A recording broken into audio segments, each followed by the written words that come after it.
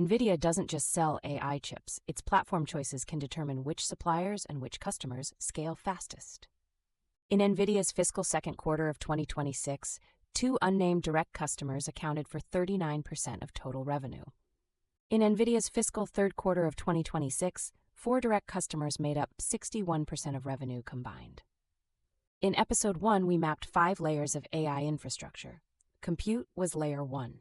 This episode is about the company sitting at the center of that layer. NVIDIA said it saw roughly $500 billion of high-confidence demand and purchase orders for Blackwell and Rubin through 2026. By March 2026, that estimate had grown. Huang described NVIDIA's revenue opportunity for combined Blackwell and Rubin demand as at least $1 trillion through 2027. Why does one company sit this close to the center of the whole industry? The answer isn't only chip performance. It's the platform built around the chip. NVIDIA's advantage extends beyond the GPU. CUDA, NVLink, and NVSwitch, networking, libraries, and rack-scale systems all raise the cost of moving workloads elsewhere. So, how does NVIDIA actually decide who gets in? Less like simply picking a winner, more like setting a qualification gate.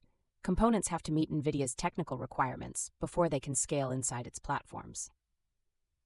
We saw the power of qualification in Episode 2. Samsung's HBM3E approval for NVIDIA was delayed while SK Hynix gained an early lead. Then HBM4 reopened the race. By June 2026, reports said SK Hynix, Samsung, and Micron had all cleared qualification for NVIDIA's Vera Rubin platform. The same logic extends to the customer side. NVIDIA also provides reference architectures for rack-scale systems like NVL72, standardizing how large deployments get built. Getting a chip into a data center takes more than a purchase order. Design, wafer production, packaging, memory qualification, and system assembly all have to line up first. The bottleneck isn't only NVIDIA's decision.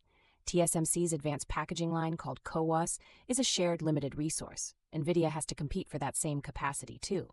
Hyperscalers are spending hundreds of billions of dollars on AI infrastructure. NVIDIA captures a major piece of that compute spending, while those same customers invest in alternatives of their own. At the compute layer, the money splits several ways. NVIDIA earns the platform premium, but TSMC, the memory makers from Episode 2, and chip design partners Broadcom and Marvell all get paid too. Broadcom and Marvell mainly through hyperscalers' own custom silicon programs, not through NVIDIA's chips. NVIDIA discloses its own profitability. In its fiscal second quarter of 2026, company-wide GAAP gross margin was 72.4%. That shows the economics of NVIDIA's business without guessing at the manufacturing margin of an individual GPU. Every year or two, a new architecture resets the line. Hopper, then Blackwell, then Rubin, arriving in the second half of 2026, with Rubin Ultra planned for 2027. This looks unbreakable, but the companies paying NVIDIA the most are also the ones trying hardest to need it less. Google's TPU is co-designed with Broadcom, and outside customers like Anthropic already use it through Google Cloud. Amazon says it landed over 2.1 million AI chips in the past year, more than half of them Trainium. Microsoft has Maya, Meta has MTIA.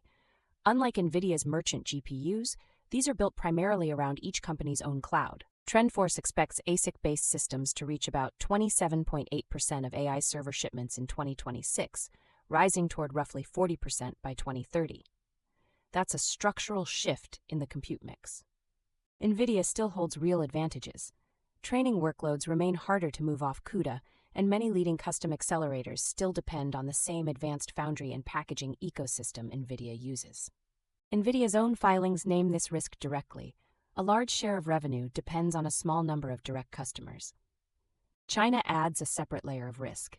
The H20 chip was hit with a new license requirement in April 2025.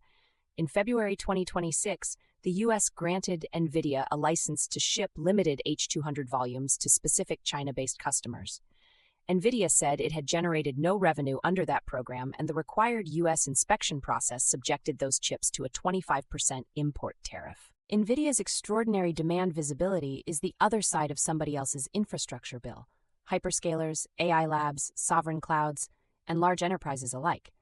For its biggest cloud customers, every successful custom accelerator is one way to shrink dependence on that bill. Same three questions as always. Where's the bottleneck? Right now, advanced packaging and qualified memory are two of the biggest physical constraints. Who controls it? NVIDIA sets platform requirements, while TSMC and memory suppliers determine how much qualified hardware the supply chain can actually produce.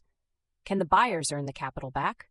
That depends on whether inference demand shows up at the scale everyone's spending for.